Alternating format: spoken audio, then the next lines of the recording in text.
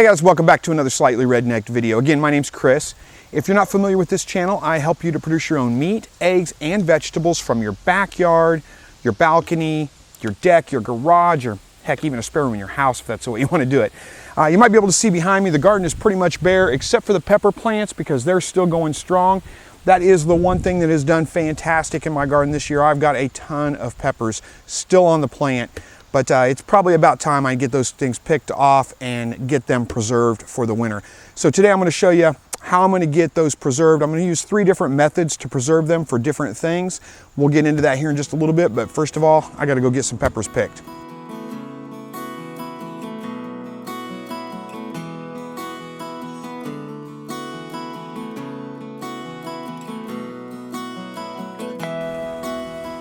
Wow, these habaneros have done just fantastic this year. So there's still quite a few green ones left on the plant. I'm going to leave them on there, see if they'll ripen up before the frost comes.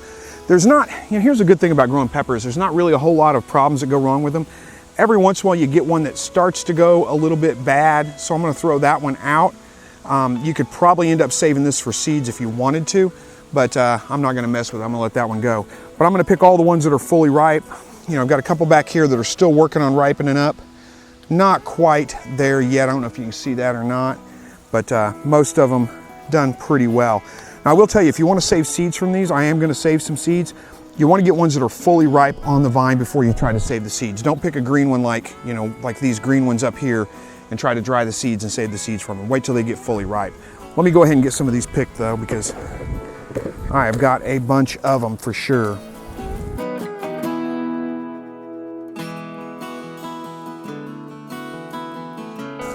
And these jalapenos are a little past ripe, but well, some of them are a little past ripe, but that's okay. Most of these will do just fine. It's not going to hurt them at all. A lot of these I'm going to end up pickling, so a little bit of a soft skin on them is not going to matter so much.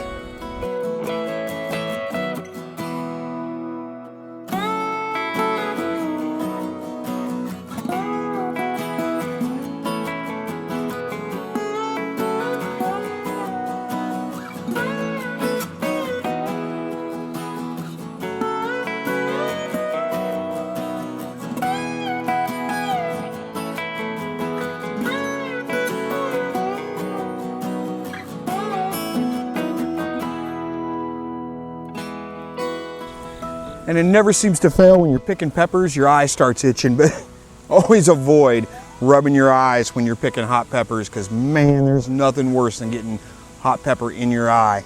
But I gotta take care of this. Oh, use my back of my knuckle, maybe that'll keep it. So far, so good.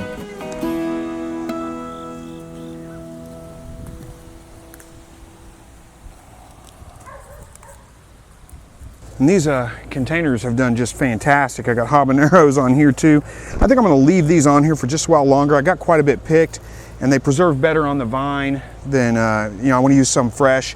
So I'm gonna leave them on here for a little while longer. But I do need some more jalapenos and there are some back in the back that'll just look fantastic. So get those guys picked and put in my bucket. That's no good.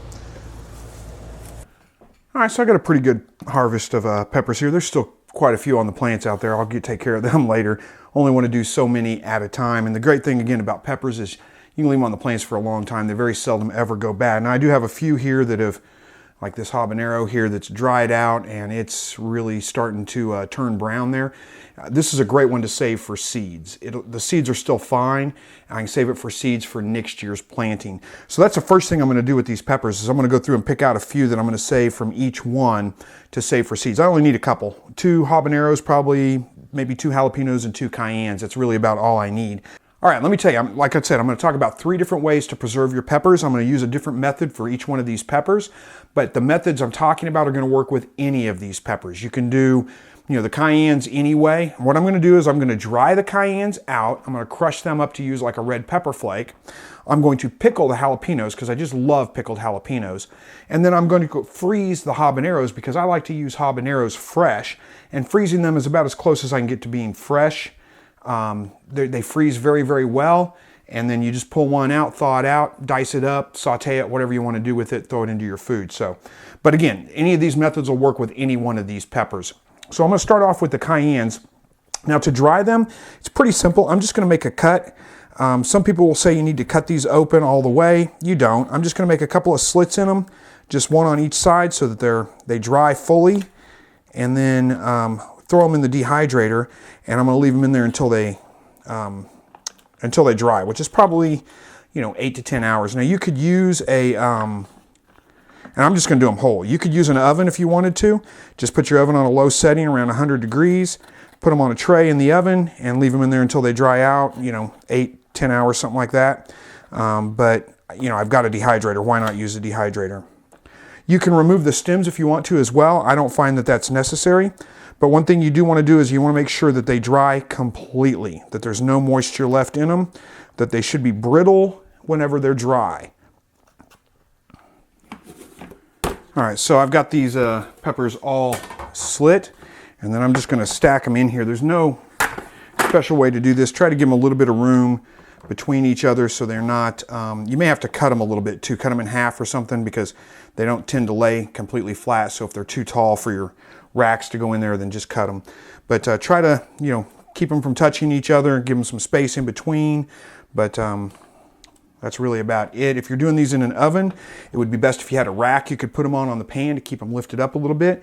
And again, just set your oven on the lowest temperature setting and it should do just fine.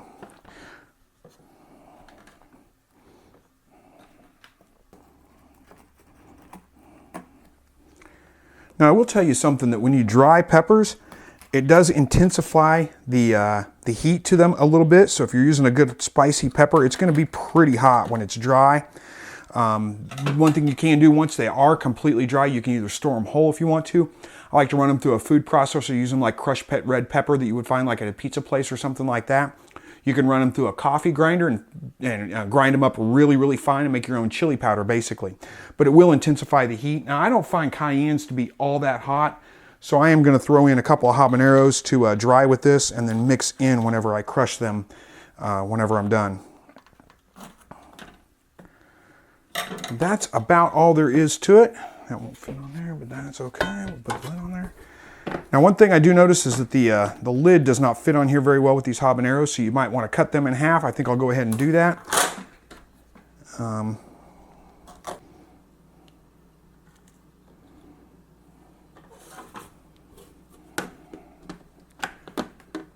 And that's all there is to it. I'm going to plug the dehydrator in, let it go for 8, 10, 12 hours, however long it takes to dry these out to where they're nice and crispy and kind of brittle and no moisture left in them. And that's all there is to it. All right, so now I'm going to work on getting these habaneros ready to freeze. Great thing about the habaneros is really any pepper, well, not necessarily any pepper, but for the most part, any pepper, jalapenos, habaneros, cayennes, for the most part, any of those, you can freeze them whole. You don't have to blanch them first. You don't have to do anything to them.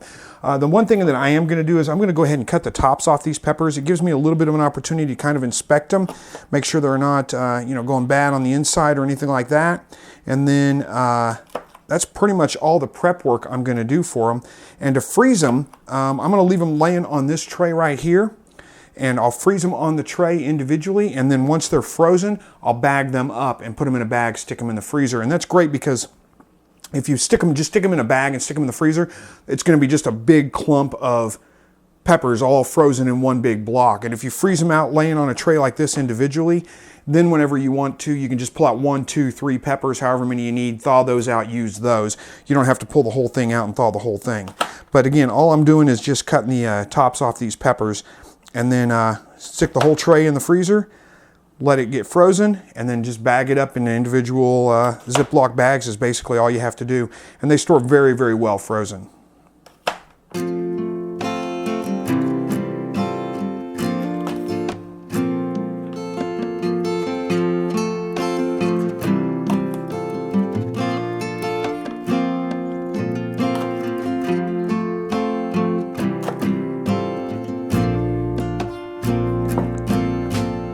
All right, got these all de-seeded. Now I will say one thing is, I had them laying on these paper towels to kind of drain. You don't want to freeze them on these paper towels because they will freeze to the paper towels. You'll have a hard time getting the paper towel off of them. So I'm going to take this paper towel out and then just put them on this cookie sheet. Jelly roll is actually what it is, I guess. And that can go in the compost bucket. And that's really about all there is to it. Make sure you wash these first, of course, which I have already. Lay them out flat on a cookie sheet, a jelly roll, something like that. Stick it in the freezer. Wait till they're frozen. Throw them in some individual Ziploc bags. That's really about all there is to this. All right, so let's take care of these jalapenos. Now, I've already cut them up in rings. I just sliced them because I like pickled jalapeno rings. You could do pickled jalapenos whole. You can do them however you want to. Slice them up however you want to, but I went ahead and just cut them up in, just sliced them in rings. Okay, so what we're going to use for pickling, this is my favorite jalapeno recipe, well, my favorite pickling recipe for jalapenos. I like to use a mixture of white vinegar and apple cider vinegar. I think the apple cider vinegar goes very, very well in there. So basically I've got 2.5 cups of vinegar, half and half. 1¼ cup of apple cider, 1¼ cup of white vinegar. You can do it either way you want to. You can do all white vinegar, all apple cider vinegar. 2.5 cups of vinegar is what it comes out to. And then 2 cups of water. And I've got those in a pan on the stove right here, and it's heating up. So I'm bringing that up to a boil. It's pretty much there. I'm going to turn it down just a little bit so it doesn't boil away. Let me move these off to the side because I won't need them again. And then I've got 4-pint jars. Now you could do these in quarts if you wanted to. You could do them in little jelly jars. I find pints a pretty good size. I don't know if I'll fill them all up or not, but that's what I've got. So what I'm going to do is throw a garlic clove in each one. I'm going to take some a ½ teaspoon of kosher salt or pickling salt or whatever you want to use. Actually, this is canning and pickling salt. It's not kosher salt. But don't use an iodized salt. Use a non-iodized salt. And my salt is a little rough, so it's hard to get to. All right, so I just moved it over to a bowl, make it a little bit easier. So a ½ teaspoon in the jar. I'm going to use a ½ teaspoon of black peppercorn, just the whole kernels, ½ teaspoon. And then we're going to use a £1/4 teaspoon of coriander. This is coriander seed, not coriander ground. You could use ground coriander if you wanted to. If that's the case, I would, mark it down to about you can't really get much less than a £1/4 teaspoon. And then we're going to use a £1/4 teaspoon of cumin seed. And again, this is cumin seed, not ground cumin.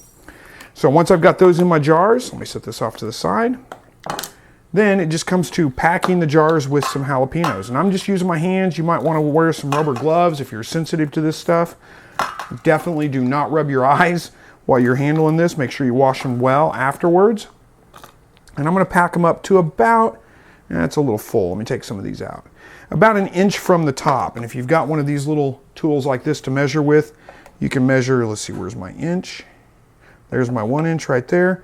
About 1 inch from the top of the jar. Once I've got that done, we're going to move over and add my vinegar to it. All right, so what I've done is I brought my vinegar and my water to a boil. And I'm just going to ladle it into the jar. Try not to spill too much. And I'm going to ladle it until it gets up to about 1 inch from the top of the jar. Move this out of the way here for a second. And then I do want to kind of poke this stuff around just a little bit, get the air bubbles out of it. And I need just a tad bit more.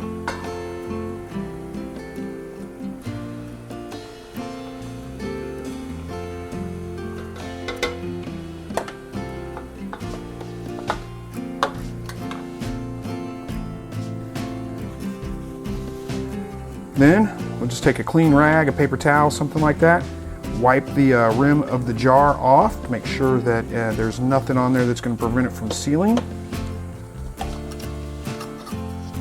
I'm going to add my lid and my ring, and when you tighten these rings up, just finger tight. You don't need them super tight. And then we're going to transfer it to the canner. So let me get the other jars packed, we'll get them all in the canner, and then we'll go from there. All right, well, we only got 3 jars of jalapenos out of that, not quite the 4, but that's okay. So I'm going to lower it down into my canner. You want to make sure that the water covers the top of the jars by at least 1/2 inch, and then we're going to bring it back up to a boil. All right, so that's almost to a boil. I'm gonna go ahead and put the lid on it. That's gonna bring it up to a boil. You want that a full rolling boil. Once it gets up to a boil, I'm gonna set the timer for about 10 minutes, for 10 minutes, I shouldn't say about. If you're doing quarts instead of pints, you wanna do them for 15 minutes. But 10 minutes in the hot water bath, boiling water, covering them for 10 minutes, and then we'll take them out. So I'll come back as soon as that timer's done. While we're waiting on this to finish up, I want to talk about how you spice your jalapenos and the brine and those kinds of things. You can change the spices in the jar however you like. You can leave the garlic out. You can put more garlic in. You can add a bay leaf would be a good idea. A tablespoon of honey in those jars is pretty good. It helps offset the tanginess of the vinegar and the spiciness of the jalapenos just a little bit.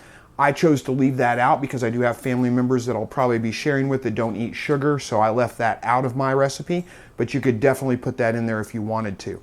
Do not change the brine though. You need to make sure that you have at least half vinegar. I like to go a little bit more vinegar. Do not go less vinegar in the brine. That's what makes them safe to can and safe to store on your shelves. So leave that part alone, but you can play with the other spices pretty much however you like to.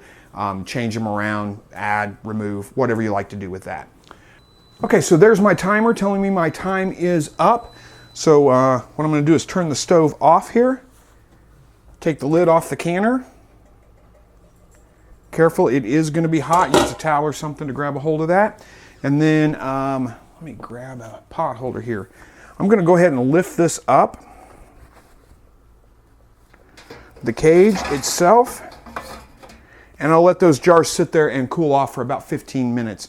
Once they're a little bit cool, then I'll go ahead and move them to a towel. I've got a towel over here on the counter. You don't want to set them directly on your counter because they are hot. Your counter may be cool. That drastic change in the temperature could cause the jars to actually crack, split, something like that. Let them set for 24 hours to ensure the good seal. Then you can remove the seals, not the lids, but the rings, not the lids, but the rings, and you can store them on a shelf, and they'll be good for at least a year, probably longer than that. All right, so there's 3 ways you can kind of store your peppers, 3 ways that I like to preserve my peppers. Hopefully you guys enjoyed this video, learned something from it. Let me know if you have a favorite way down below in the comments. Thank you so much for watching this video, and as always, God bless.